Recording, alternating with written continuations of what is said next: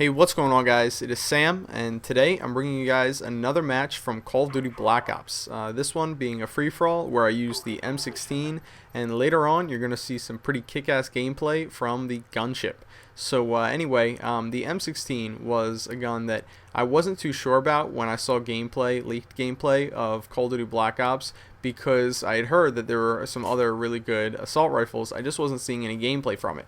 And when I actually got on the game and tried out the M16 and tried out a lot of the other weapons, I quickly realized that the M16 wouldn't be as easy to use in this game as it was in other games. It can, typically take more than one burst to kill people. So because of that, I've been hesitant in using it, but I found that I really like to use the M16, especially with the class setup that I'm rolling with right now, which is Hardline, Sleight of Hand, and Ninja. Since I roll with really high kill streaks, Hardline comes in handy because honestly, the difference between, first of all, a 3-kill spy plane and a 2-kill spy plane is really good because, sometimes you get those bad lives where you start off not so great. And 1 kill obviously makes a huge difference because as soon as you get that spy plane up in the air, you really get those kills rolling, and that goes double time for the game type free for all. So anyway, moving on to what I was talking about, or what I want to talk about. When I have been playing, I've been using really high kill streaks.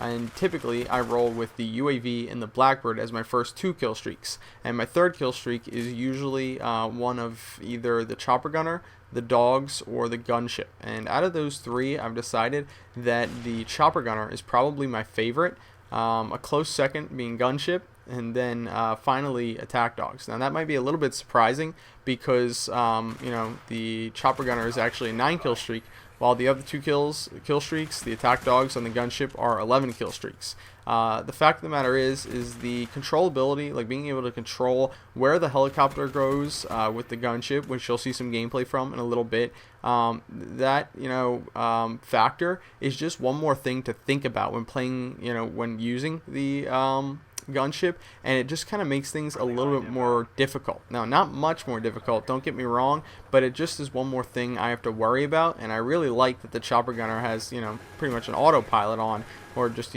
somebody in place of me as the pilot.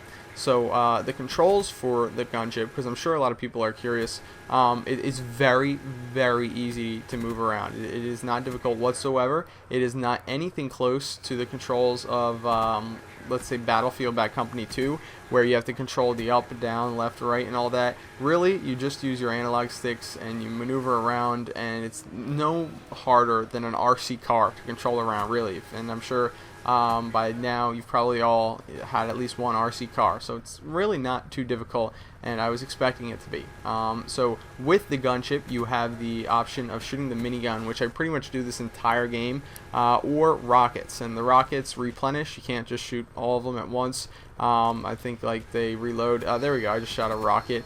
I wasn't shooting those off too much, and they can come in handy because they have a blast radius, whereas the minigun is going to be actual bullets. So if you see somebody in a doorway and you can't quite get to them, the rockets can definitely come in handy.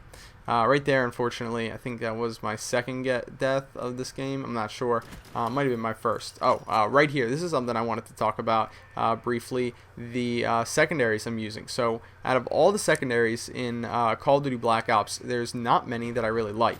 Obviously, they don't have shotguns as secondaries anymore, and they don't have machine pistols as secondaries anymore. In fact, some of the submachine guns feel like machine pistols. They're not too great.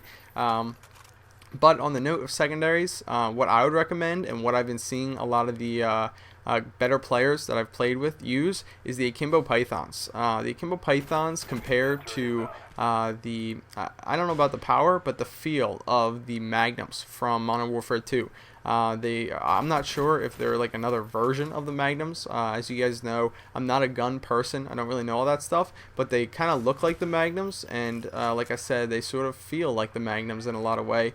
And that is definitely a good thing in a game where a lot of the weapons are not very powerful, and I'm pretty sure 2 bullets with these things will kill you. So if you can just hit them, chest area with each one, with one, pull of each trigger, then you'll be good. Now, unfortunately, right there, they weren't so reliable because I never roll with steady aim. Steady aim is probably a good idea. I haven't really had too much experience with that. Maybe I'll talk about that in a future video where I use it. But anyway, guys, this game is running down right here. We're, rolling down. Final score is 30-2. And that's a 15 kill death ratio in Call of Duty Black Ops. I hope you guys enjoyed this game. Do me a favor and please give it a thumbs up if you enjoyed it.